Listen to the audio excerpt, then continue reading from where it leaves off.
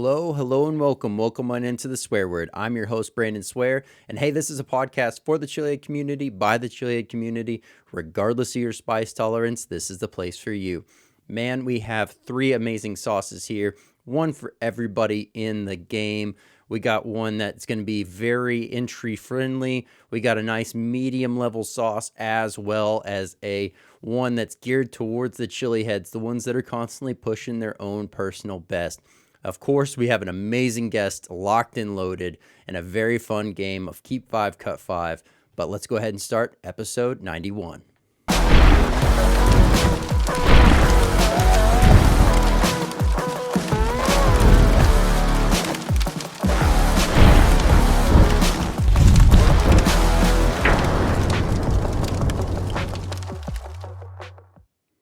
Welcome on in, Swear Nation. So glad to have everyone here rocking and rolling. Whether you're tuning in on YouTube, Spotify, Rumble, Apple Podcasts, thank you so much for being here and being a part of the show. Continue to share this out with other like-minded chili heads or individuals that are curious about the world of hot, because this is where you can find everything to do with the world of hot. And up tonight, we have three amazing sauces on deck from Hurtberry Farm. And of course, we have our amazing guest, Drew from Hurtberry Farm, here to be our guest tonight. And as we're going to be diving in everything to do with Hurtberry Farm, as well as we have a very fun game of Keep 5, Cut 5 ready to go. So if you would have answered these questions differently than Drew does, let me know down in the comments. Let's go ahead and jump on over to Hot or Not.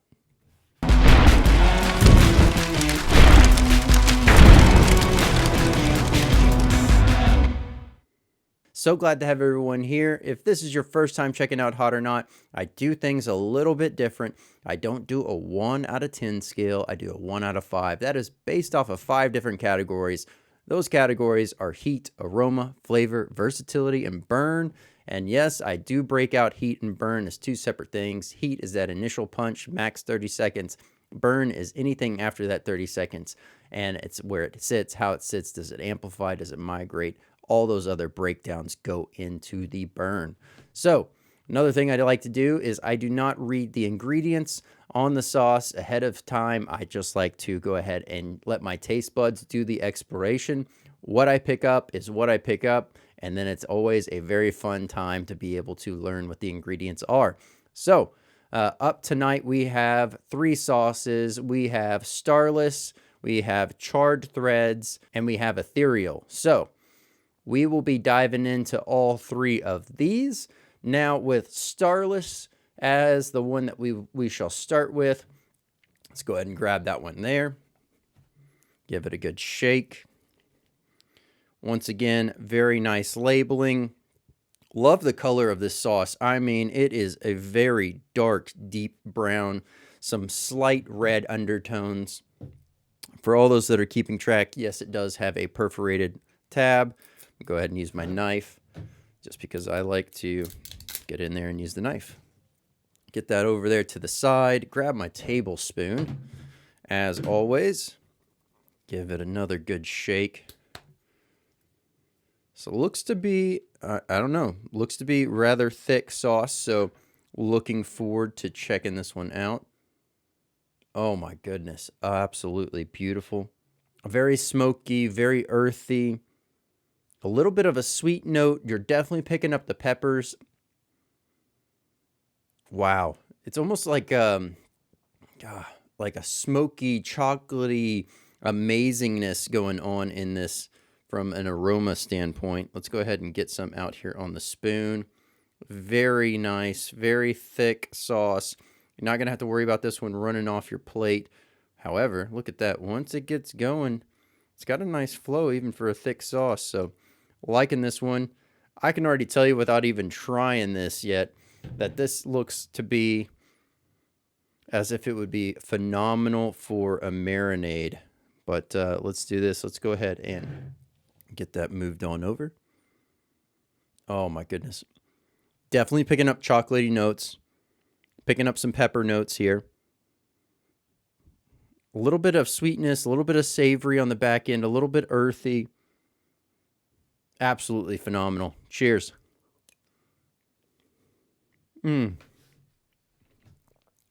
Wow. Wow. That is phenomenal. Absolutely amazing. Very, let's talk through this. Very smooth, inviting, almost like this great, silky, comforting hug that comes in. You get some nice earthy, some nice smoky, great complexities to this sauce. You're definitely picking up some chocolate notes. You're picking up some overall pepper notes that are coming through.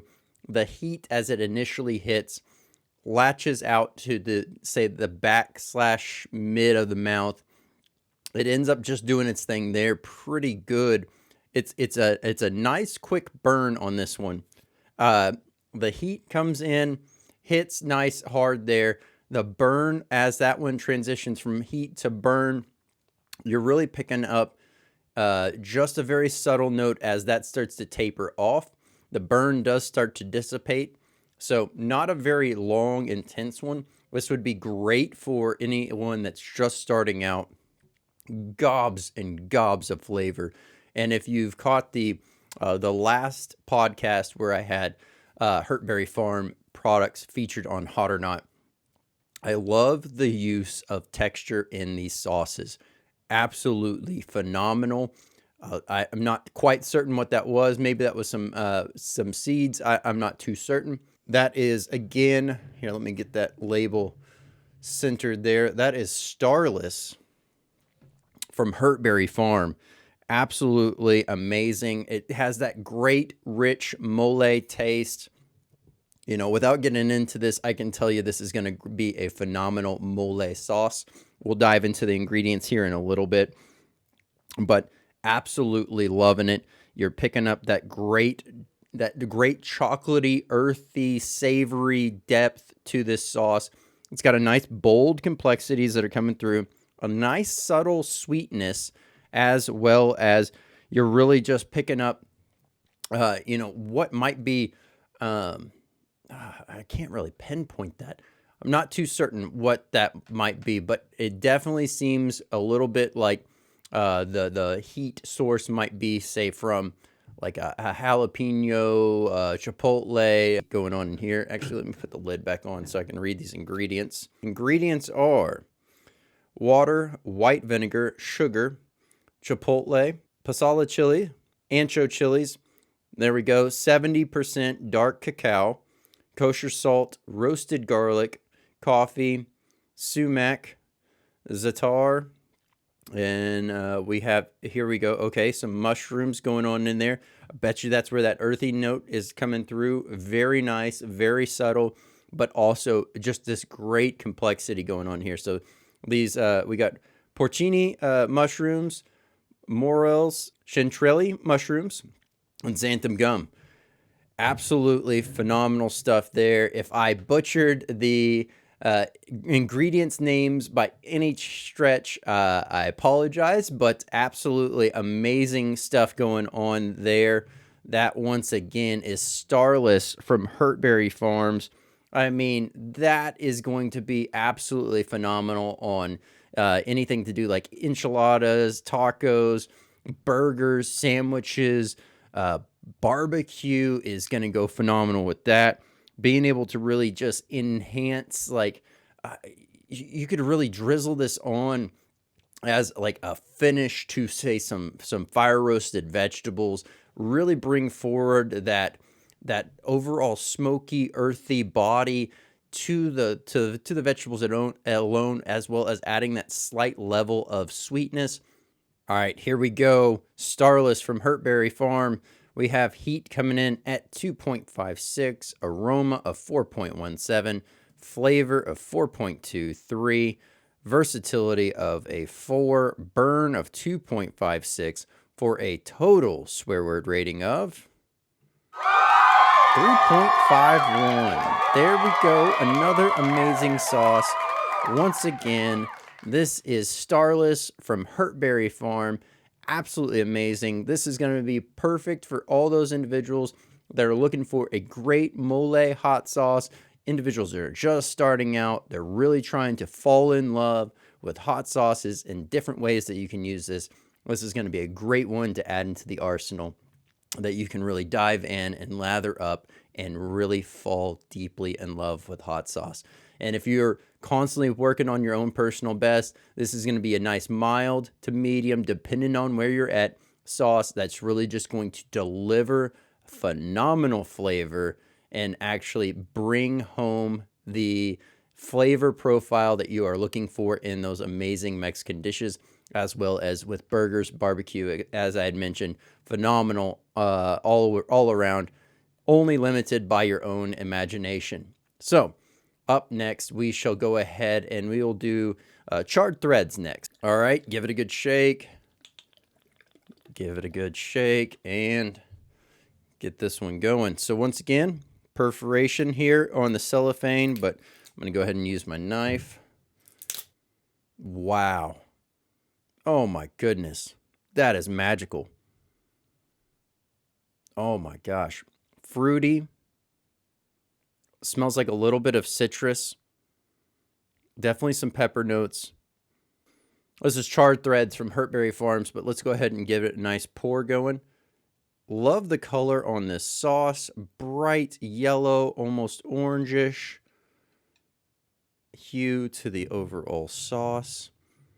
Oh my goodness. I am salivating just looking at this and smelling it.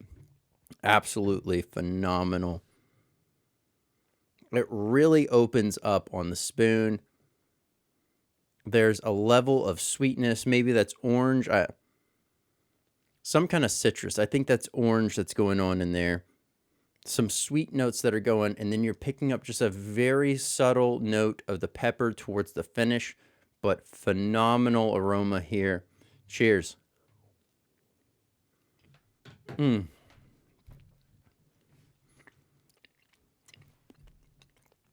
Man, spot on again, delivering on a nice balance of the overall flow to this sauce with a nice use of the texture to really be able to amplify and bring forward not only the tasting of it on the spoon, but also be able to really bring forward into what you're putting this on, what you're working this into. That is phenomenal. I'm salivating like crazy. Absolutely amazing work there. Talking through the heat on this. So heat right off the bat, you're not really greeted initially until probably close to the tail end of the overall 30-second window. So probably around that 20-25 second, you start to experience and take in the heat. Now, up to that point, you were just blessed with this amazing fruity body, very clean, crisp, citrusy notes that are coming forward. Absolutely loving the overall balance and flow there. You're picking up what tastes like maybe some pineapple as well as some kind of citrus. I don't know if that's orange juice or if that's lemon juice or lime juice or something that's going on in there, but there's another citrus note that's really coming through and making this thing sing. There's a nice fresh pop, and then the pepper comes in on the back. So I would say this definitely has more of a burn than a initial heat punch that goes on, but absolutely phenomenal. I can see this thing going great with like rice dishes, salads, salad dressings, pairing this with some protein, some veggies and some rice, and really incorporating this in. This could go great with marinades, phenomenal on burgers, tacos, pizza, you name it. Absolutely going to be a showstopper there. I would definitely say this is going to be a slight notch up from, say, Starless, but not going to be completely burning you down either. So if you're brand new, you're just getting started, you're still going to be able to enjoy this. Obviously, flavor is very much key on this sauce. You can pick it up, you can taste it, you can feel it the whole experience way through. One that I would use and be using consistently is going to be charred threads. Don't forget to, incorporate it up just little by little if you're just starting out. That's going to be the main focal point. If you are constantly working on your own personal best, you're pushing yourself, you're up for your own tolerance, this is going to be a nice medium sauce for you. Absolutely one that you can gravitate towards in for everyday use and love it the whole way through. Let's do this. Let's go ahead and read off some ingredients here. Let me put the lid back on it and we will dive on into that. So, charred threads from Hurtberry Farm, water, white vinegar, fresh orange bell peppers, fresh pineapple, fresh habaneros, sugar. Then we have fresh squeezed orange juice. Okay, there we go. Kosher salt, fresh garlic, Korean chili threads, xanthan gum, and then saffron threads from Ontario. Absolutely amazing. I love the use of the pineapple and the orange in here. You know, the orange is able to use that acidity to really help kind of cut down on some of the sweet notes that are coming through from the pineapple. Just naturally, you're able to really unify that savory body notes by pairing that orange bell pepper with the habaneros. Master of his craft, Drew, over there at Hurtberry Farm. All right, so here we go. Charred threads from Hurtberry Farm. We have heat coming in at 3.1, aroma of 4.3, flavor of 4.3, versatility of a 4, and a burn of 3.35 for a total swear word rating of 3.81. There we go. Another amazing sauce. Our sauce to go, and that is ethereal. Grab that one now. Give it a good shake. And get it going. So, here we go. Nice perforated tab there. Go ahead and grab that off. Throw it to the side. And give it another spoon. Get it going. Oh, wow. Right off the bat, first a bit of aroma. Reminds me of a nice Indian dish. You can definitely pick up the peppers. You're picking up some great spices that are going through there. Some very fresh, bright, vibrant spices that are going on in here. Absolutely loving it. Bright red color overall to the sauce. I do see some, it looks like some specks of some overall pepper going on in here, but let's go ahead and get a nice pour going. Oh yeah, a nice thick sauce as well. It's got it's thick, but it's got flow. So I don't know, maybe this is a nice medium body, just on the just barely on the line of medium to thick. But overall, great hold to this sauce. But cheers, this is Ethereal from Hurtberry Farm.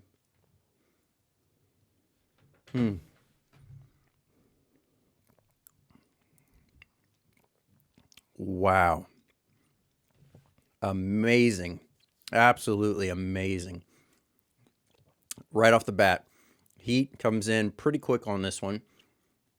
Hits the lips, the gums, the front of the mouth, the back of the throat. Just like that. Absolutely amazing, though. Beautiful flavor carrying forward through this one. Very much reminds me of a nice Indian dish. Absolutely salivating like crazy. This is a phenomenal sauce right here. Love the balance of, there's a layer of a citrus cut that is absolutely dancing on the taste buds, allowing these pepper notes to really sing forward and do what they do best. The overall flavor profile, the bright spices that ring true throughout this sauce. A nice crisp citrus undertone. Tastes like a little bit of maybe some garlic going on in there.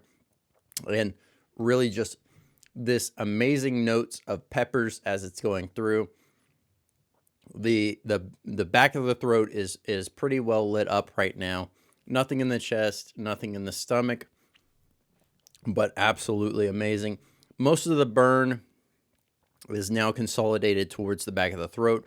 So during the initial heat of this all, it does hit the gums and the tongue pretty good, but quickly migrates towards the back. So it makes me think that this is going to be geared more with, overall some Superhots that are going on in here.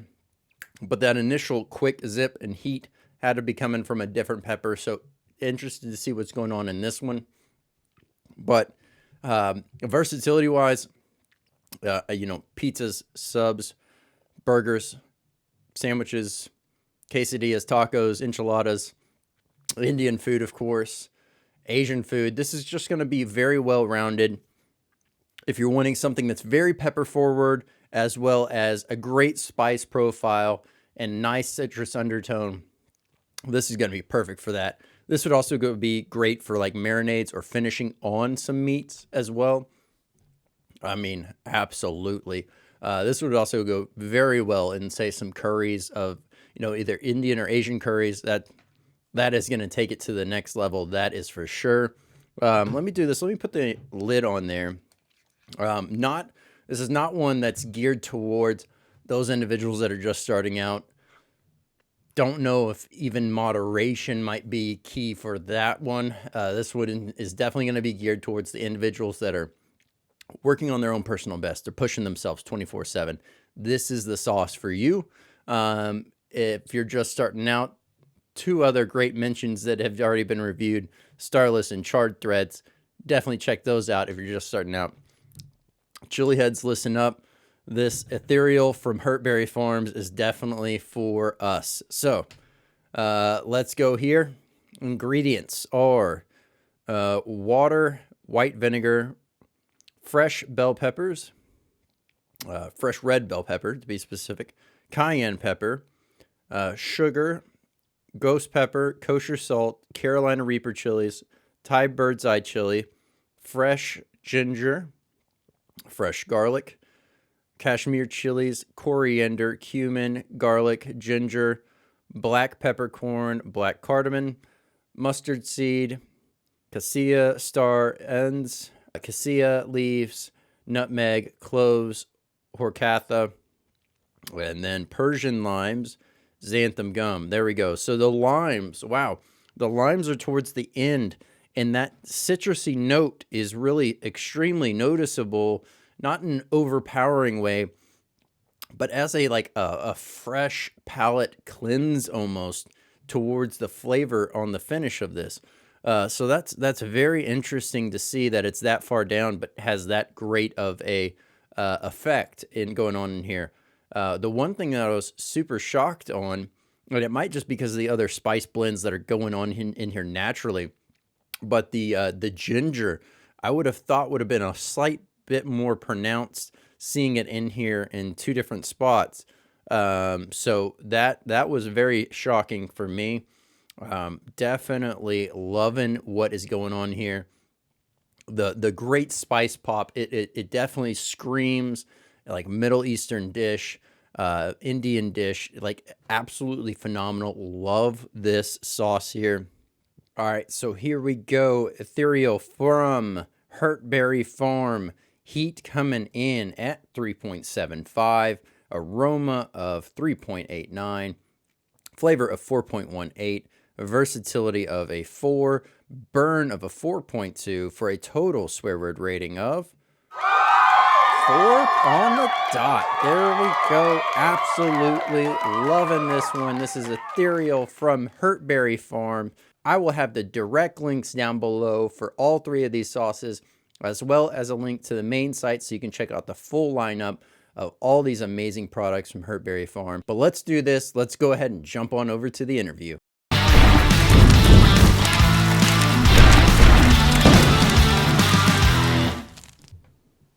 Hey, Drew, how's it going? Hey, Brandon, how are you doing? Man, I am doing good. Honored to have you here. Man, I have heard nothing but amazing things from many folks that have come on about you and everything that you have going on with your sauce lineup. So honored to have you here. Thanks for having me today. Appreciate it.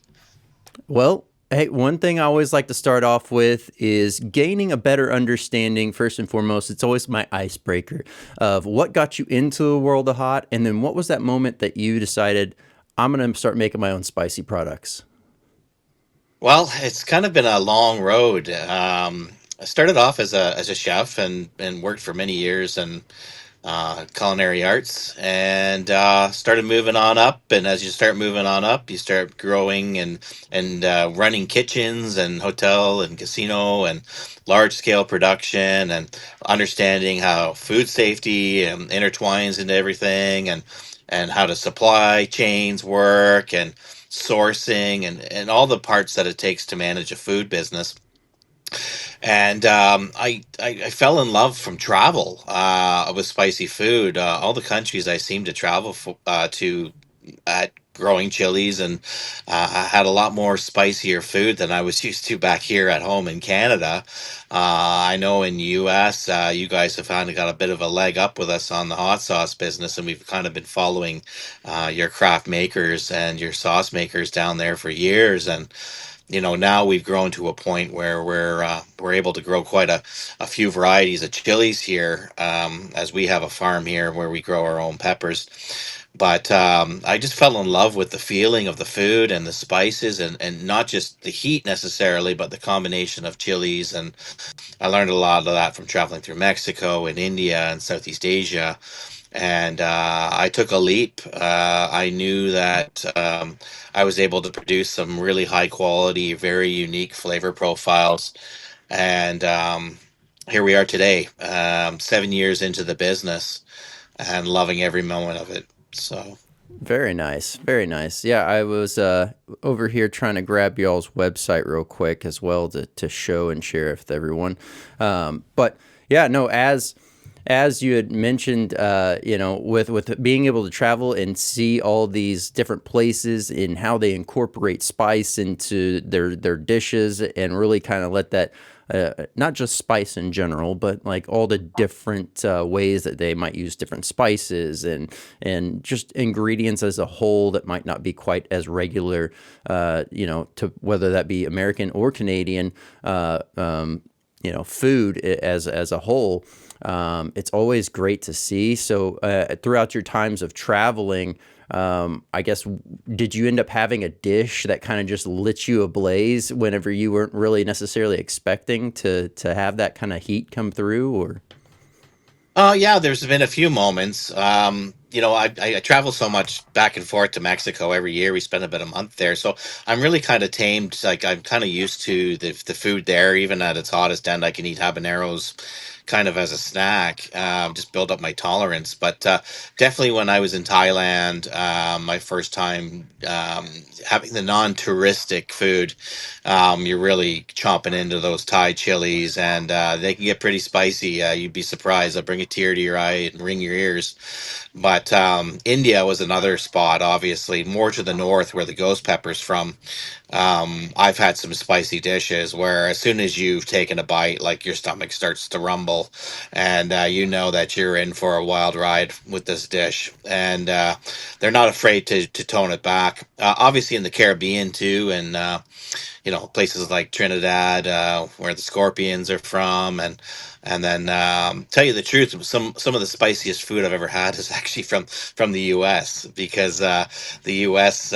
Is well known for the Carolina Reapers and the Primos and all the amazing hybrids that are being born out of your country. And yeah, man, I've had some dishes. I think now, with my getting a little bit older, I'm able to kind of know my limit and play within it. yeah, yeah.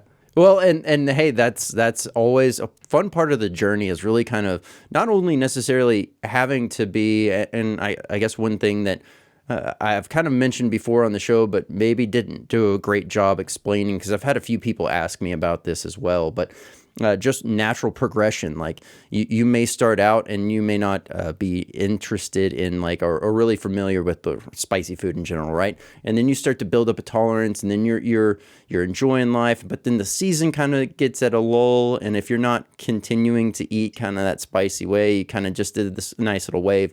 But that's really part of the fun and part of the journey, is finding new areas that you love, and new peppers kind of start to stand out to you, or new ways to use them, really incorporate in, and make it really a fun experience overall. So no, that's hey, finding out that your overall preference and tolerance does change is perfectly fine. Where do you like to gravitate around these days? Is there a certain type of Oh, pepper heat well, range? for fresh eating, one of my favorite snacks is just to take a fresh green serrano chili. There's something about a serrano pepper, the blend of almost that vegetal kind of flavor with a really sharp razor heat. I'll bite the top off, squeeze some lime juice in it and some salt, and I'm happy. Oh But yeah. for the longest time, and definitely with a grower, being a grower, we're always looking for these new and unique hybrids that are coming out nowadays. So, the blends of the peppers that we're getting are creating new fiery burn experiences that we've never had before. But I've been, as a collector, been searching out these heirloom varieties that are slowly starting to disappear, which are going to give you, like, I know that they're breeding out a lot of, you've probably heard about this, but breeding out a lot of the heat and the jalapenos Hmm. for flavoring, in the commercial market snack food where they don't want the spice. But I'm sure you've had some jalapenos like I have too that have been able to light me up pretty good, and that's Oh actually yeah. kind of surprising. You're like, wow, that's a pretty spicy jalapeno. But currently for me, I'm liking around habanero heat. I really do enjoy ghost peppers in sauces as long as they're used properly. Not a big challenge guy for hot sauce. A lot of my friends, like my friend Mike Jack, who's the Guinness World Record Carolina Reaper eater, he's another category altogether from me and my company. Now we do like to do super hots, but it's always about the flavor first. If you can't eat it, I tend to not use it in my products. So we just try to find a way to kind of balance that heat and flavor. Always flavor first is important with me whenever I'm eating a spicy meal. Um, Yeah. yeah, we've all been down that road of cramping in the middle of the night from, hanging out with a couple guys and doing some challenges and some tinctures, and there, bite the end off this pod, or, et cetera, et cetera. The older I get, the harder it is for me to recover from these types of things. So, Yep. but yeah, habaneros around that heat, like a good spicy serrano pepper, fresh, love that. But ghost peppers seem to be one of my favorite burns right now. Been playing a lot of that with, like, for example, Paradox, Yep. which you reviewed, which I like to take the little underdog cayenne pepper and really show that the cayenne pepper is a beautiful pepper as long as it's been kind of respected and used not just as like the workhorse of the hot sauce industry, right? So. Yep. Yeah. Yeah. No, absolutely. And to tie back to something you had mentioned about the Serrano, now I love what you said about being able to slice it open, put some salt, put some lemon in there or lime in there, and really get it going. I do basically the same thing. I do it both with jalapenos and with serranos. But what I like to do is I'll take a very fine knife and just cut it long ways, just wedge it open enough to push in some of that salt and squeeze in some of that lime juice, and then I'll let it close back up, wrap it in foil, and throw it on the grill to really char up a little bit. And Ooh. normally, the citrus ends up burning off and kind of just going in the air, but because it's still stuck in there, you get more of the flavor. It does dissipate a bit, but you get more of the flavor trapped inside there. And something about that salt adding to the inside of the pepper just makes it seem more violent, more aggressive. I love it. I have to agree with you on that. And, as a chef, we touched upon salt briefly, but big proponent of flavor is salt, right? Salt is what brings the flavor to the taste buds. But, the balance, it's always about the balance. We've Yep. all had some that are just too salty in terms of products or sauces. And then some that sit in that sweet spot. So that's one thing I'm always trying to focus on is the balance. Yeah. So. Yeah, definitely. Well, to something you touched on as well, and we've kind of been dancing around it, so might as well go ahead and start talking about it now, which is the idea of, your ingredients, your inspiration from everything else, your travels, all that, etc. But then also having the chef background and mindset going into this. Where does your inspiration, where does the creativity flow out whenever you're, getting ready to craft a new sauce? Oh, well, uh, being from a Scottish background, very European, we never had anything spicy on the table growing up.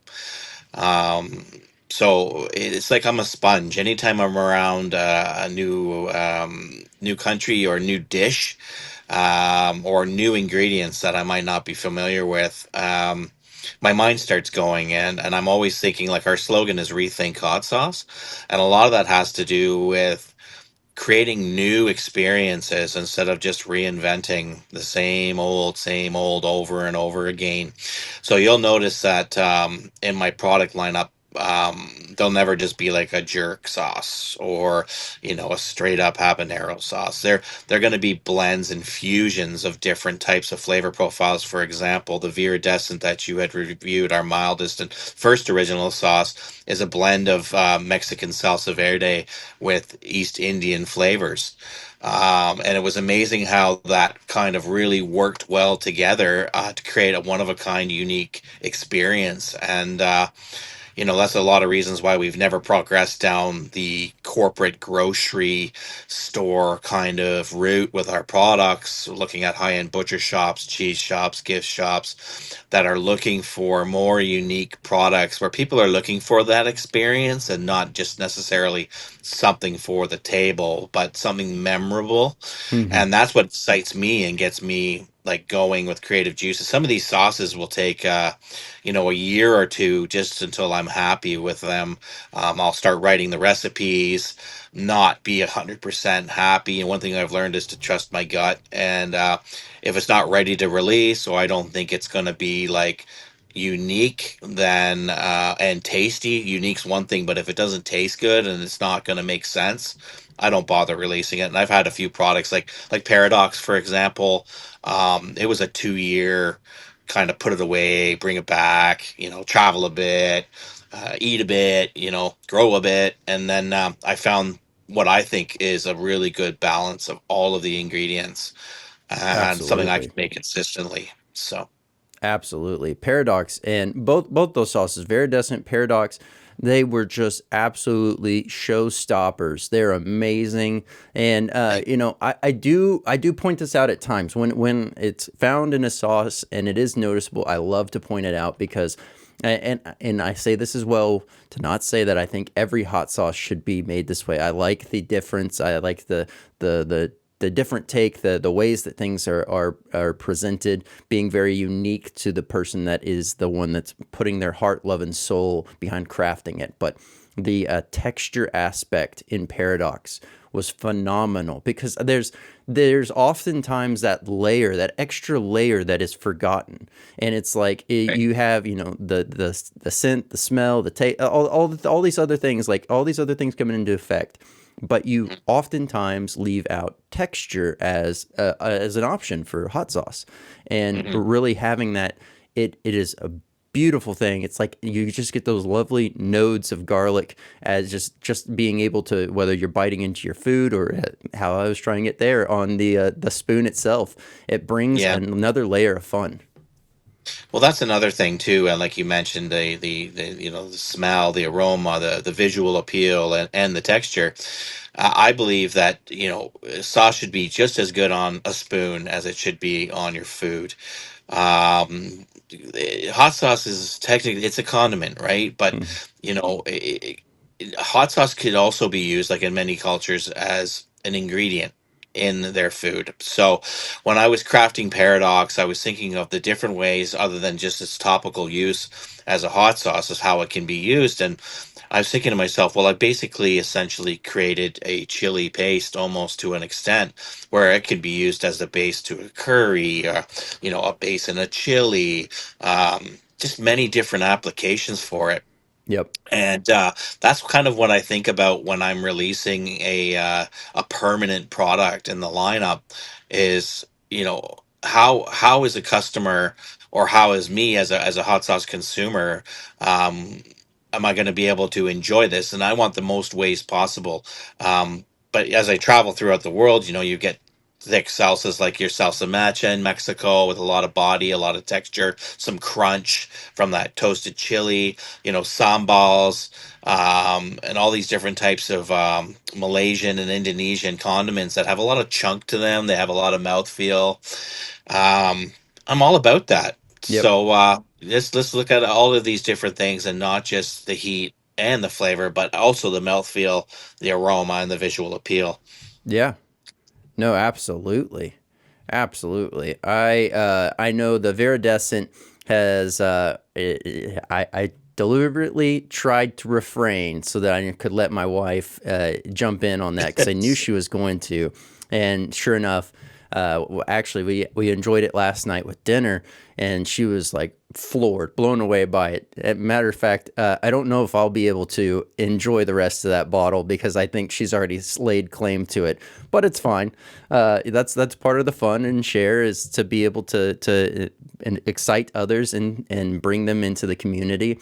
So absolutely amazing your ability to tie into not only the fresh, the clean, the crisp, just that overall great feel from that sauce, but then you have that smoky, that earthy, that savory, the very complex, the very bold, flavors, just a wide range going on. So absolutely love what you're doing there. So Thank you. everyone that's watching right now, here is Hurtberry Farm website and a quick little overview of some of the products here. And I mean, you have not only just the hot sauce, but you have other products going on now. What can everyone kind of expect whenever they are coming to look for Hurtberry Farm products? Well, it's always going to be handcrafted. I've made every single bottle, every single label for years. Attention to detail, whole spices. Just like in the kitchens I worked in, especially in the higher end of quality kitchens, we always used whole spices instead of pre-ground, and we want to give you the best quality before it goes into these bottles, because once we've got the product in the bottle, there's no adjustment, no changing. So, for example, we'll use Veridescent again. We use whole spice garam masala instead of using pre-ground. We toast it and we hand grind it. We're using high quality salts and fresh ingredients, many of them local. So that's the key too. We know as chefs, the closer you're going to be able to get the ingredients, the better the quality of the end result's going to be for the customer. Absolutely.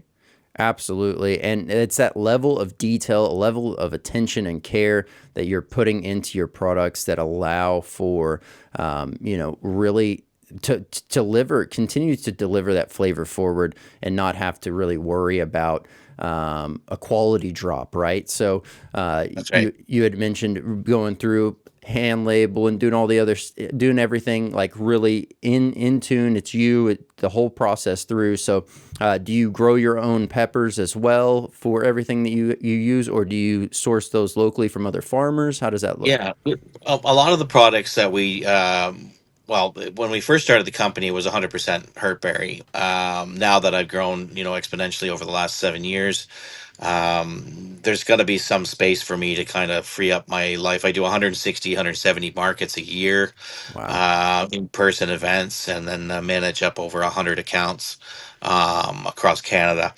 And it can be tiring, and that's why I tend to shut the shop down for about a month now, a year, in the early season. But what's happened now, since the demand for hot sauce, not just in the U.S. but in Canada, and things like the pandemic, where the supply chains for everything kind of stopped, Canada's just kind of come along, and now we start growing a lot of our own peppers here, and we have some pretty large scale farms, all the way out to BC, all the way out to Quebec, Ottawa, and through Ontario, that are growing anything you can imagine, from reapers to scorpions to dragon's breath to jalapenos and serranos and etc. So I'm able to pull from some of these local vendors, and the great thing is you know exactly who's growing your ingredients, and I think that's a huge thing too, because if they're willing to put passion into the growing aspect, I think that's going to translate into great products for us hot sauce makers and spicy food producers. Absolutely, absolutely, it does. And to that same note, it's like you're not only helping others along the way as you've grown and really have them help to establish themselves, but as you're saying, they're putting in more heart, love, care into what they're doing because they can start to see the benefit of it start to ripple and cascade out in the products you make. So very That's cool. that's right, and it's really exciting for me to see the explosion of love in our community. I can remember I had a small company before Hurtberry, and many who've been following me since like 2013, 2012. I had a little company called Drew's Chili Company, and that was really my first kick at the can of true small batch. I was waxing all the bottles, hand signing every bottle, using things like ice wines, and I first started getting into Wild Forage mushroom, and that's kind of what translates into Starless with the Morel, the Chanterelle, and Porcini. Now we're using CFIA approved sources for all of those mushrooms, but back in the day, it was just like kind of for ourselves and having fun and experimenting with Wild Forage and doing things that I'd never saw anybody doing in the hot sauce industry. First time using a truffle in a hot sauce was 2013, before truff sauce kind of made it Yeah. big, and it was exciting to kind of be okay. Well, maybe I'm just a little bit ahead of the curve for some of the trends, and I don't really follow the trends, but it's just like, beer and stuff like that. You look at that, sometimes it's your IPA, next year it'll be lager, next year it'll be ales, or, Belgian beers or whatever. So it's kind of exciting to see where we're going to go now, because a big focus for years has been on super hots, as they're kind of a new and exciting thing. But I'm starting to find a lot of my customers, and same with my colleagues in the industry here in Canada, are looking for more mild, medium to hot sauces, stuff that they can really start to enjoy, because there's so many new people coming into the industry. That's kind of what they're looking for. It's like their gateway in. Yep. And once you give them that gateway in, like you said, they start, trying to find different ways to boost their tolerance, and, taking a little bit more of a risk with what they're Yeah. going to consume. And the next thing you know, you're a chili heads like us. Yep, yep, absolutely. Well, and I guess not to play devil's advocate too much there, but for those individuals that are typically looking for something for more entry level, something to get them a little bit more comfortable, as a product maker yourself and really a fine crafter of everything that you're putting in there, I guess maybe I'm just overthinking this, but is it more beneficial to pack in, say, very flavorful sauce and use a lesser count of super hots in that sauce, so you bring Yeah. down the heat level, still Yeah. deliver the amazing flavor? Is that an avenue that's typically played upon? Do you think, or is that Oh, something oh, that should be? well, I think that, um, again, with some of the inspirations from my travels, like, traveling through Southeast Asia, and how they use the sweet, sour, salty, bitter, and hot all together. It's kind of taught me how about balance, and Ethereal, which won us the grand champion at the Royal Fair, which is the largest Ontario awards for hot sauce in the province. It's got four pretty spicy chilies: Reapers, Ghosts, Red Savina habaneros, and Thai chilies. But it's still edible, and Mm, it's not where you're in panic mode. You're going to feel that extreme rush of heat, four different types of burns, but the flavor, the tandoori and the Persian lime, just leaps over the top before you get into the pain. yep. So you've got something to kind of lead you into the burn before you're immediately like smacked, like, having to bomb, or something Yeah. like that. I'll use that as an example where it's just immediate like destruction. Yeah. Um, Different products, and in all honesty, I love. all the products in the industry and totally respect a lot of the makers because that's what creates such a diverse community. And there's something literally for everyone out there. And that's why I love doing festivals. That's something that's also taken off in Canada. And we do about, 4 or 5 a year now in Canada, across Canada.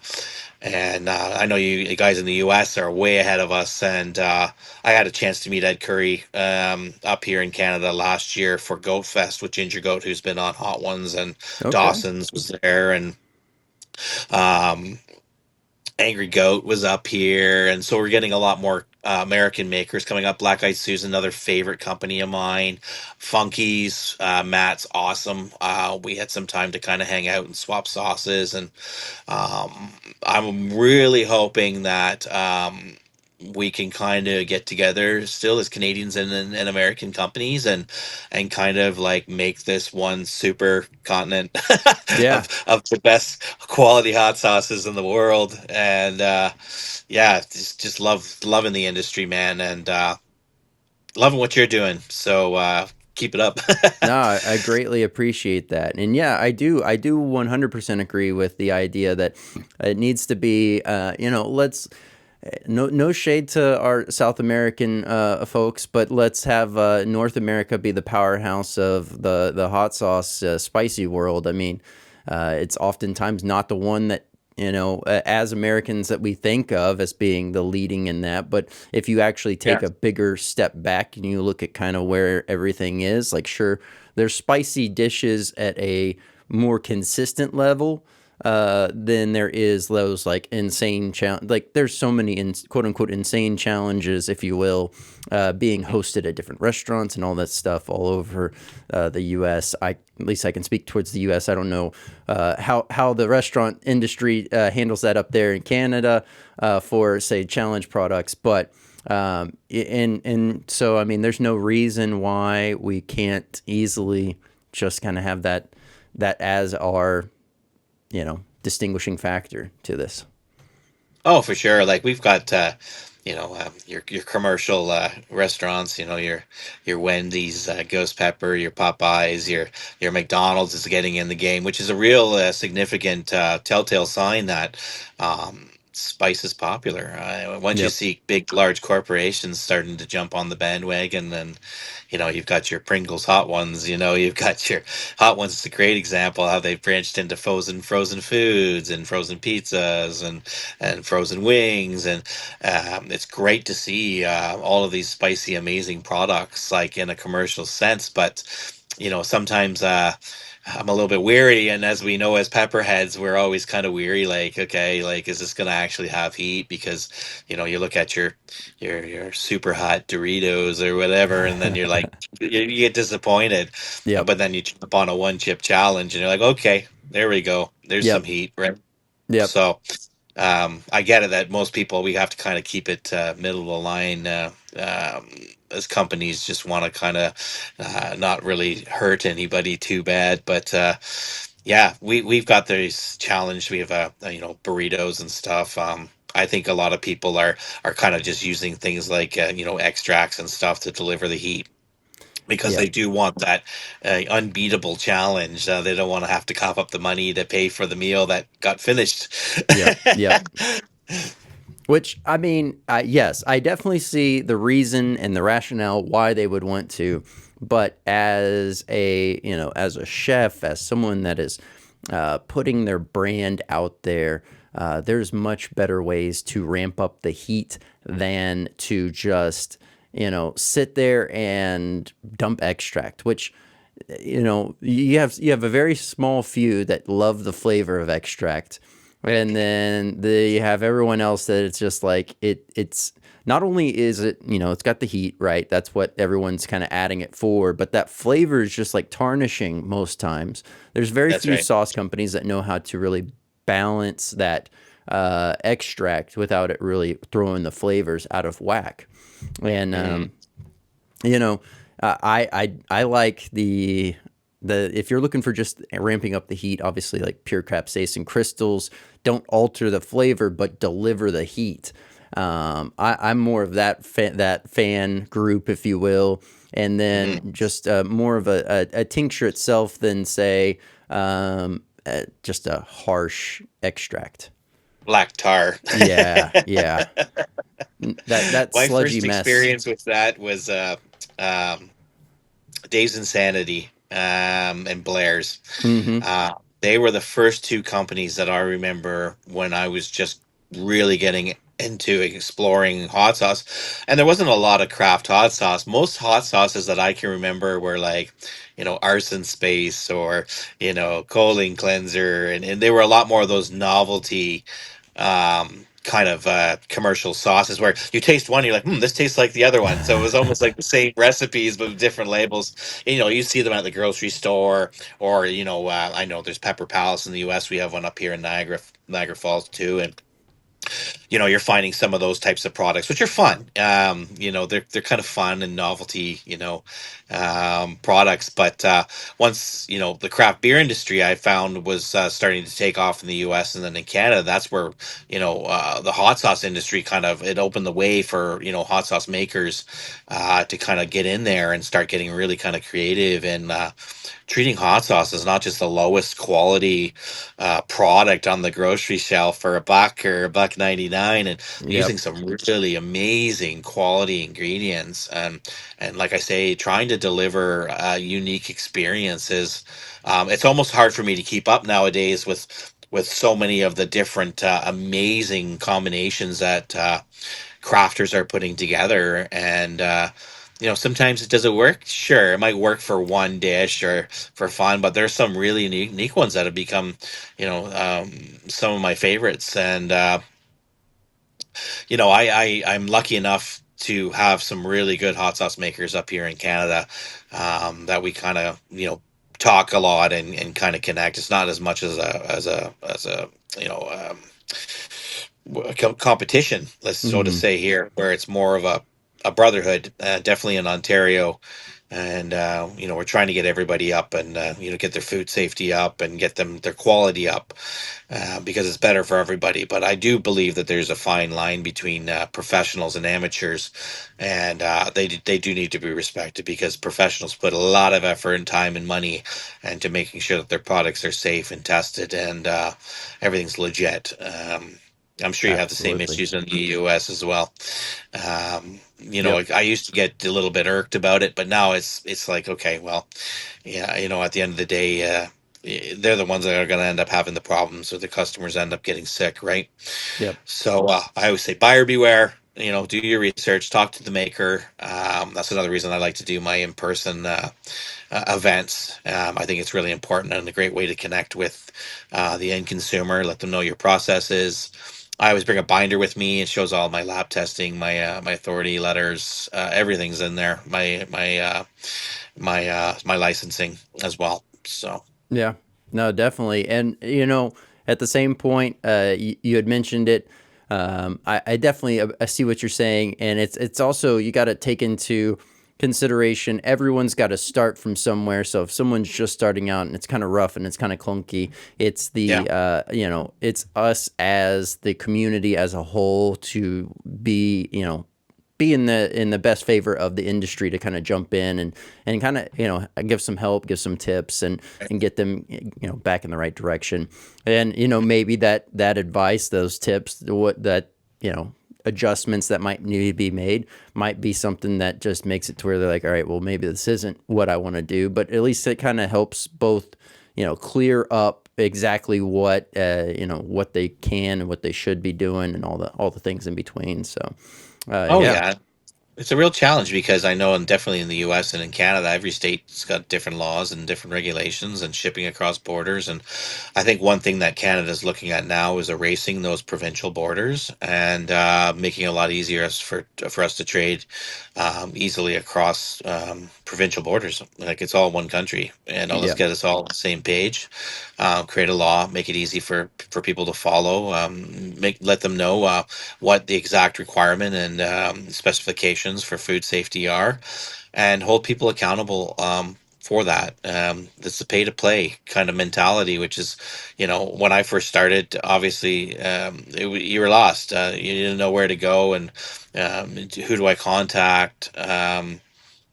to find out how to make these products safely and legally, and yeah, it's a real challenge. But a lot of companies have been able to reach out for me. I know I've been in the business now for 7 years doing this, and I've kind of been able to dabble in every single aspect of the company, from the books to, all the stuff that people don't see at the end of the day. They just see the bottles finished on the shelf, but there's a lot more that goes in behind that, before you're able to, get a product to the market and to do it legally. So. Yeah, yeah, and I guess from there, that's a great chance for me to something that's always brought up and in the comments is really highlighting or talking about, or really talking with spicy product makers as a whole, whether they're just getting started or they've been in, really talking through some of those headaches or issues or things that might have occurred early on, or maybe there's still something that's lingering that just like what is the real pain point and struggle behind, say, getting started? What was there, like, one resounding thing that just kept rearing its head? One of the biggest challenges, from the get go, is to try to find and gauge your market. Obviously, market is always a tough one. Do you want to go down grocery road? Do you want to get your products on all the major grocery chains, or are you going to go at it like I did? We had a listing on, obviously, in the very beginning of the company, because we thought that was the end game, was to get into grocery, and then everything was going to be tickety boo, right? But the moving forward, I realized within about a year and a half into the company, that it wasn't right for my business and, everybody's business, depending on, my main fear was the scaling up, of the company. And I've heard of numerous, horrible situations with co-packers, some nationwide recalls, as you can hear. As I know, in the US, there's been a few recently with some of the larger brands. Hmm. That sounds like a nightmare to me, an absolute horrible nightmare. And I've known, a couple makers that have had issues with co-packing on hot ones, and et cetera, and et cetera. And so I knew that if I was able to keep an eye on everything from beginning to end, it was a really good control point for me. I know that the CFIA and local health authorities love the fact that I'm able to trace all of my ingredients back, the majority of them, into Canada, Hmm. and of course directly to the companies, as I'm using only legit spice companies, that are registered as well. That would be one advice: is don't cut corners, when you're looking in terms of quality for releasing a product to, and that's why I kind of stay away from fermented products as well. Fermentation requires a whole other ball of control points and, measurements, and you got to keep an eye on it really well. Um, I never recommend anything for commercial sale fermenting outside of a refrigerator. Keep things under below 4 degrees Celsius. I know you guys are in Fahrenheit, but I've seen some horrible things, and I've had makers contact me. Oh, I've had a bottle blow up in a customer's face at a market, and I said, Man. okay, well, yeah, what happened? They're like, basically, what happened? I said, well, your product is fermenting. Oh, I added sugar at the very end of it after it finished its ferment, and you just lit the fire up again, right? Like, Yep. so that's the scary thing, to see those types of things in the market. What do I do? And I said, well, where are your products? Well, I have them here, here, there, and here, and whatever. They have no plan in place for a recall. Because they're not really sure where their products are going, and that's another scary thing when you're having distributors, going to a warehouse, picking products, and then they're just shooting them out wherever. I can guarantee you a lot of makers don't even know where their products are. Yeah. That's a scary thing, especially when it comes to a recall. We saw your products here at the store. He's like, oh, I never knew they carried us. I've heard that from some really large makers, and they're just so out of tune and control of their company at that point.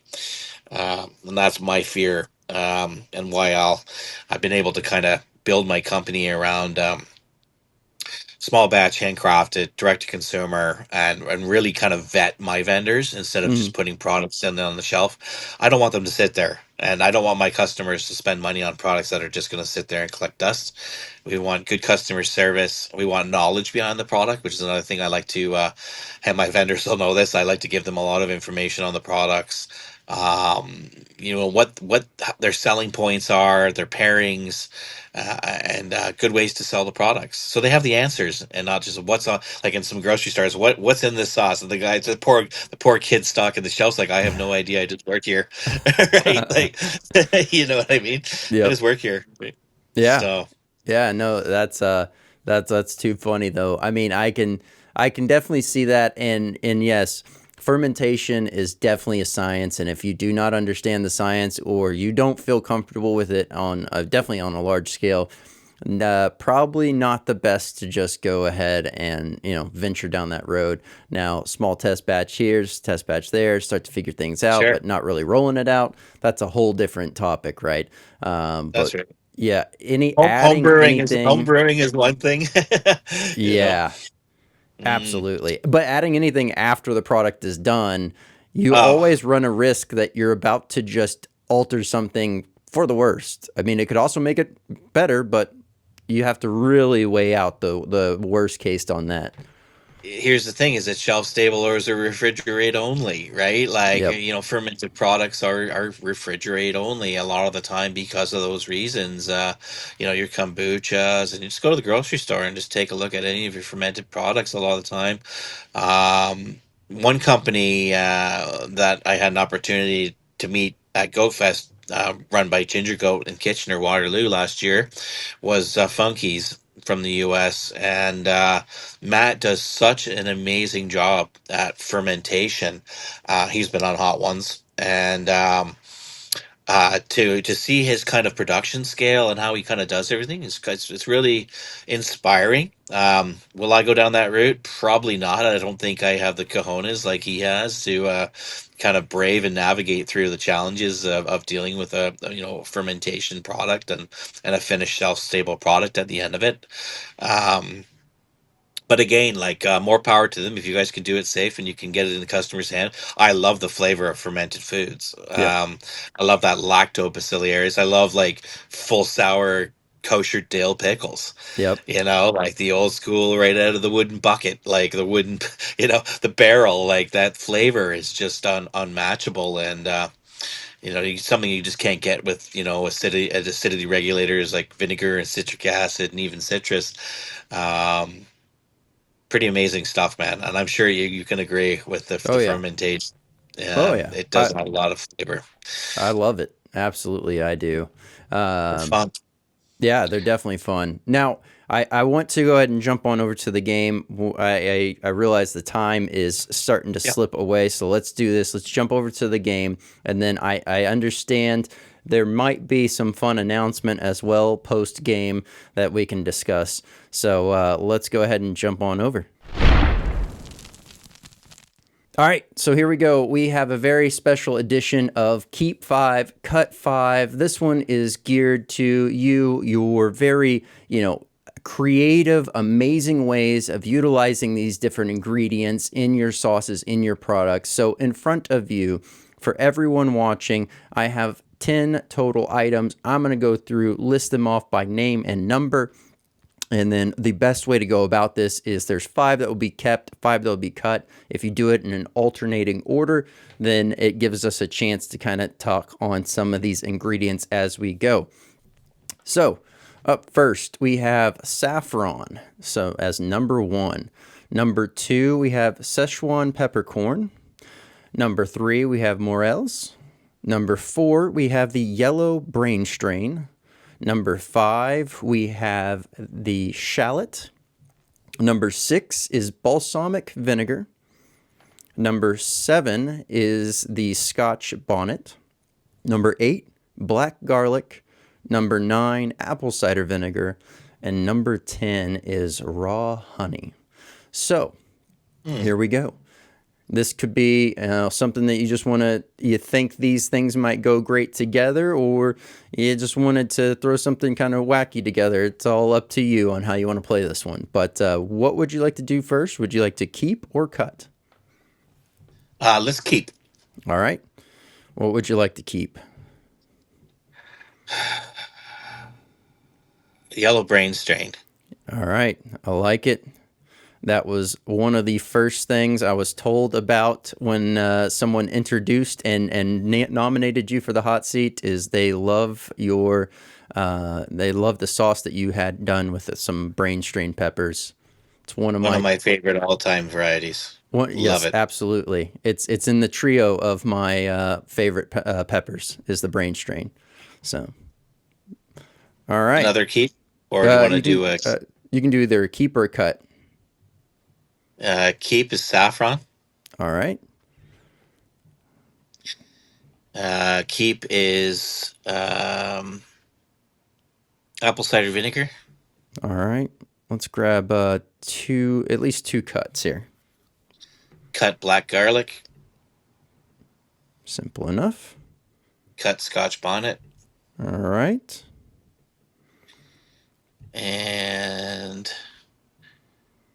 cut Szechuan peppercorn. All right. Do you, as far as the black garlic, is that just a flavor profile that you're not typically, you think it's a little bit Mhm. too overplayed? Or what is the thought I process? think that's the main issue. It's just saturated in the market currently right now. I do even in my own home cooking. I'm not a huge fan. I do respect the process in making it and the flavor profile. Mm-hmm. Um, it's not something that really kind of excites me. Fair Um, enough. I prefer like more punch in my garlic. I like the toasted garlic flavors. I like the raw garlic flavors, and even like a roasted garlic that still has more elements of the real garlicky kind of flavor. But that's just me. And Scotch bonnet, I find, is just saturated in the Yep. market. Um, Absolutely. Another reason I'm not overly interested in it. Absolutely. Hmm. All right. And we did So, a Szechuan peppercorn sauce years ago called Pyrolatria, and it was a mandarin orange and Szechuan peppercorn. I find that the Sichuan peppercorn really either you can't notice it in a lot of commercial sauces. You're not getting that numbing. You need quite a bit of it to give you that actual numbing experience. Like you can eat a Sichuan peppercorn and you get a little numb, but to get that real punch of that numbing, you need to have like a big pot of hot pot full of it, right? With yep. chilies and Sichuan peppercorn and star anise and etc. Yep. So that's just me. Okay. Okay. Hmm. Well, we have number three, which is the morels. The number five, the shallot. Six is balsamic vinegar. And then 10 is raw honey still left on the board. What would you like to do? A keep or a cut? Let's do a cut. Let's do balsamic vinegar. All right. Let's do a keep morels. All right. I like it. And we've got the two left now. Shallots and raw honey. Shallots, unless it's shallots, I'd keep unless if they're toasted. I find that shallots, definitely in a hot sauce, they're too mild. They're very soft onions, and they're really good in like cream sauces and vinaigrette salad dressings and stuff like that. But I find that in a bold sauce, they kind of tend to get lost, and you might be better off with a Spanish onion or a yellow onion in that case. That would be one reason I'd cut them. Okay. Okay. So we're keeping them or cutting them. I went ahead and moved it as if We're we're gonna keep. cut the shallots and keep the Okay. raw honey. All right, let me flip those back around. Boom. There we go. Didn't want to have the wrong thing checked. All right. I like it. I like it. I definitely can see this whole thing coming together. This is gonna be a very nice core ingredients to a sauce, if you will. So there we go. We had keep five, cut five. What did you think of it? I thought it was pretty good. I like the ingredients. Some of them were a little bit tough. But yeah, you had some good selections for me to make some keeps and some for me to cut. Yeah, no, no, appreciate it. When putting this together, I was thinking about, which I ended up throwing it to the side. I was going to do one that was going to be kind of more, the 5 ingredients could make more of a fruit-based, nice, flavorful fruit-based, but spicy sauce, and then the other one was going to be kind of more savory, bold complexities. But I figured leaving it with just kind of stuff that could generally all play pretty well together would make it a little bit more interesting when going through and selecting the 5 to keep. But okay, well, you were nominated on the hot seat, so this is your chance to put somebody else on the hot seat. So who would you like to nominate as a guest for the show? Well, it's a tough one, but I do have a couple. If I could pick two, Yeah. one or the other would be great. Michael Corvasi at Purple Tongue Hot Sauce, and or Jeff Davis at Island Sun. Ontario makers, nice and local to me. Also, safe and professional makers that are producing amazing handcrafted. They put it all together by their own two hands, and it's I understand the struggles that they deal with. We are able to kind of lean on each other back and forth, and we're willing to put what it takes to put out the best quality hot sauces we possibly can. And we both sleep very well. We all sleep very well at night, knowing that we're putting good products out there. So those would be my pick. Okay. I'll be setting up a time to line up to have both of them on the show and find a time that works best for everyone. But now, hey, is there anything else that you wanted to share with those that are watching and listening? We've got some exciting news. I know a lot of our customers and many have reached out to us asking when we're going to release some new products.